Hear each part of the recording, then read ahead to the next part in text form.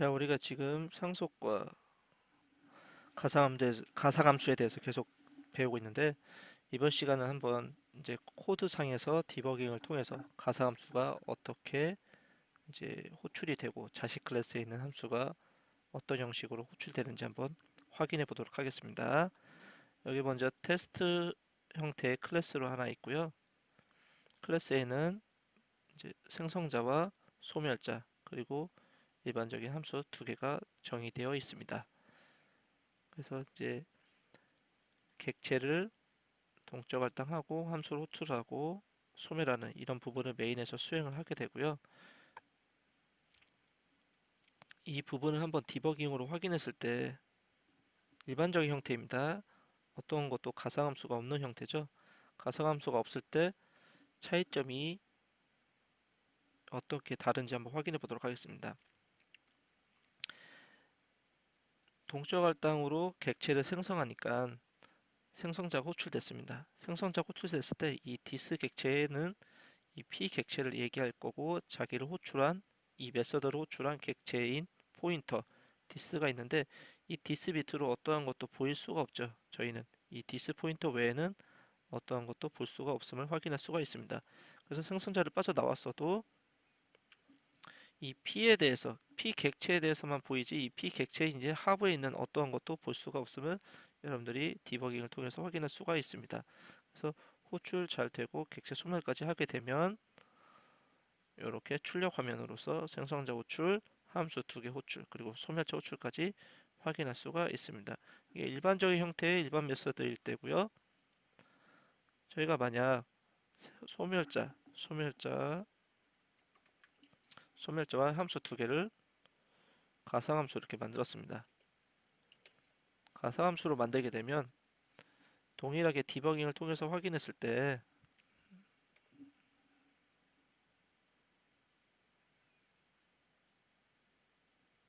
실행을 시켜보게 되면 메인에서는 따로 수정한 것이 없습니다. 코드를 수정한 것이 없는데 이제 동적 할당으로 객체를 생성을 하니까 생성자 호출됐죠. 이때 이 생성자 호출한 이 디스 객체는 자신을 이 메서드로 호출한 부모 이제 객체의 주소가 되겠는데 그 디스에서는 하부에 무엇인가가 나타났습니다. 저희가 가상함수로 만들지 않고 이전에서는 이게 나타나지 않았던 것이 디스 밑에 언더바 vf ptr이라는 게 나타나고 이 하부에 나타낸 또 이제 확장을 시켜봤더니 무엇인가가 세 개가 나타났습니다. 이것이 바로 가상함수 테이블이라는 것이고요. 이 가상함수 테이블은 객체의 어, 함수 포인터 형태의 배열로서 이 vf-ptr이라는 이름으로 가지게 됩니다. 가상함수가 정의가 되면 이 가상함수의 함수의 주소를 저장할 수 있는 함수 포인터 형태의 배열이 저장이 되고요. 그리고 vtable이라고 줄여서 얘기할 수가 있습니다. 그러니까 vt는 가상 함수 virtual function table 이게 가상함수 테이블이라고 보시면 되고 vtable이라고 할 수가 있습니다. 그래서 0번 보시면 0번에는 소멸자 함수의 주소가 여기에 저장되어 있는 거고요. 여기는 테스트펑크 1의 함수 주소가 저장되어 있는 거고요. 두 번째는 테스트펑크 2의 함수의 주소가 이렇게 저장이 되어 있는 것입니다.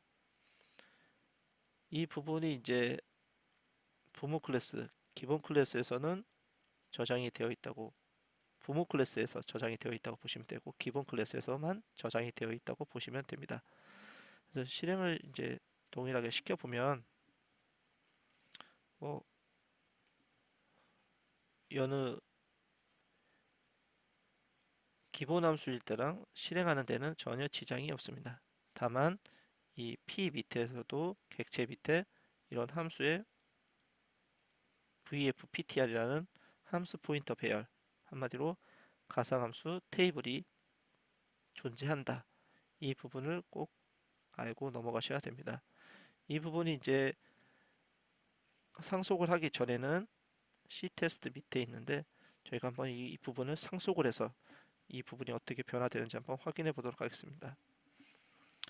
그래서 C테스트 EX라는 함수를 만들게 되고요. 그 퍼블릭 형태로 C테스트를 상속을 받았습니다. 그래서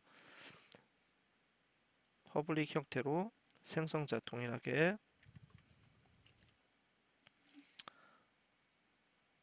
만들고요. 그리고 소멸자도 만들어 줍니다. 그리고 두 개 있는 함수도 다 재정의를 하겠습니다.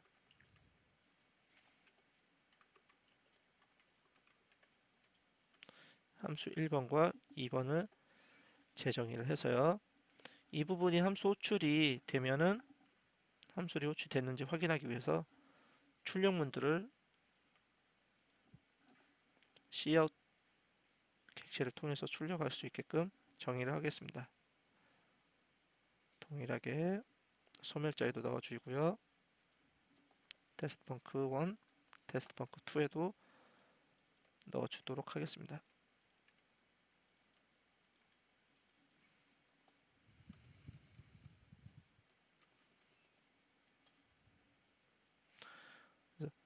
테스트펑크 1과 2는 부모 클래스에서 이미 버추어 함수, 가상함수이기 때문에 이걸 재정의한 이 두 개의 함수는 재정의 가상함수가 되는 걸 확인할 수가 있고요. 소멸자 형태로도 소멸자 가상화 형태로 배웠기 때문에 소멸자도 역시 가상함수라고 이해하시면 되겠습니다. 이 부분에서 이제 저희가 추상자료 파생 클래스에서 파생 클래스 형태로 이렇게 객체를 만들었는데 이 객체를 추상자료형 부모 클래스 형태로 참조를 하게 될 때 이런 형태로 참조를 하게 되면 저희가 지난 시간에 테스트 펑크 1과 테스트 펑크 2가 가상함수이므로 이거에 대해서 실형식과 가사형식 중에 가사형식이 아니라 실형식과 참조형식 중에 어떤 것을 따른다고 했냐면은 실형식을 따른다고 했습니다. 실제 형식인 파생 클래스의 인스턴스 형태로 이 두 개 함수가 따른다고 했습니다. 이 부분이 바로 이제 가상함수 테이블을 통해서 이게 관리되고 있기 때문인데요. 한번 이제 차례대로 한번 확인해 보시면 디버깅을 한번 해보도록 하겠습니다.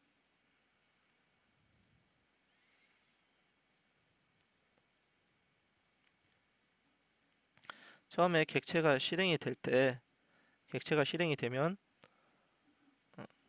생성이 될 때 자식 클래스에 있는 객체가 수행이 될 때 생성자는 부모 클래스에 있는 생성자부터 실행이 된다고 확인했습니다. 자식 클래스에 있는 생성자 호출하고 부모 클래스에 있는 생성자까지. 그래서 부모 클래스에 있는 생성자를 호출할 때 이 가상함수 테이블을 확인할 수 있는데요. 이 가상함수 테이블에 보면 함수들을 볼 수 있습니다. 함수들을 보면 이 함수들의 메서드들이 소속이 보면 다 부모 클래스에 있는 C테스트 소속, 이것도 C테스트 소속에 있는 테스트 펑크 1과 2로 확인할 수가 있습니다.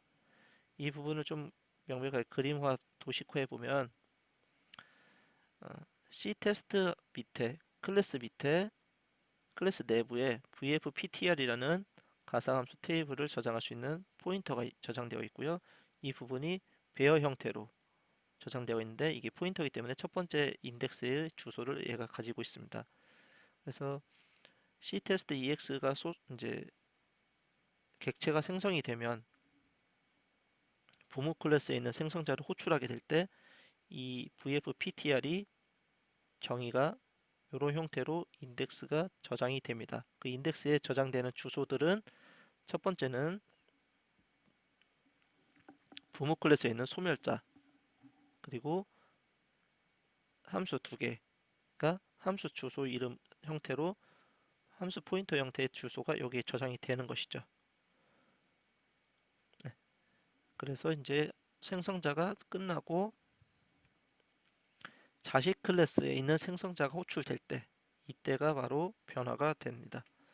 그래서 자식 클래스에 있는 생성자가 실행이 되게 되면 이 디스 객체 밑에 부모 클래스에 있는 ctest라는 소속이 들어가게 되고 그 밑에 vfptr 가상함수 테이블이 들어가게 됩니다. 그때 주소가 바뀌게 되고 이때 있는 소속이 다 변경이 되죠. 함수 테이블이 다 갱신이 됩니다. 함수 테이블에 있는 함수들의 주소가. 그래서 소속이 보면 소멸자도 자식 클래스에 있는 소멸자 형태, 테스트 펑크도 자식 클래스에 있는 테스트 펑크, 테스트 펑크 2도 자식 클래스에 있는 테스트 펑크 2로 이게 갱신이 되게 됩니다. 이 부분이 어떻게 되냐면은 처음에는 vfptr이 이렇게 부모 클래스에 있는 함수 3개를 함수 페어를 지정하게끔 되어 있다면 파생 클래스에 있는 생성자를 실행함과 동시에 이 부모 클래스에 있는 함수 배열에서 다시 자식 클래스에 있는 소멸 가상함수 배열에 있는 인덱스로 참조하게 됩니다. 그래서 이 vfptr이라는 가상함수 테이블에는 항상 재정이 된 함수 포인터를 얘가 가지고 있게끔 저장할 수 있게끔 저장하는 것입니다. 그래서 가상함수는 항상 재정의를 한 실형식의 함수 주소를 가지고 있어서 테스트 펑크 2를 호출하게 되면 vfptr에서 이 주소를 가지고 있기 때문에 부모에 있는 테스트 펑크 2가 아니라 자식 클래스에 있는 테스트 펑크 2를 호출하게 되는 것입니다. 이것이 바로 가상함수 테이블의 형태고요. 그래서 저희가 실행을 시켜보면 이 테스트 펑크 1은 P 형태에서 가상함수 테이블에서 보면 테스트 펑크 1에 대해서는 어떤 함수가 저장되어 있냐면은 당연히 자식 클래스에 있는 테스트 펑크 1이 저장되어 있기 때문에 이 부분으로 호출이 넘어가게 돼서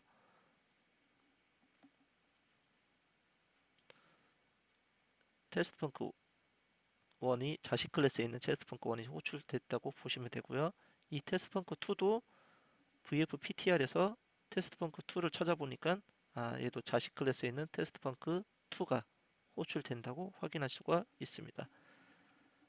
그래서 vfptr이 이게 가상함수 테이블이고 가상함수 테이블은 항상 파생 클래스에 있는 가상함수의 주소들이 저장돼서 그래서 가상함수일 때는 항상 이제 참조 형식이 아니라 실제 형식인 함수가 저장되게 된다. 그렇게 이해하시면 되겠습니다.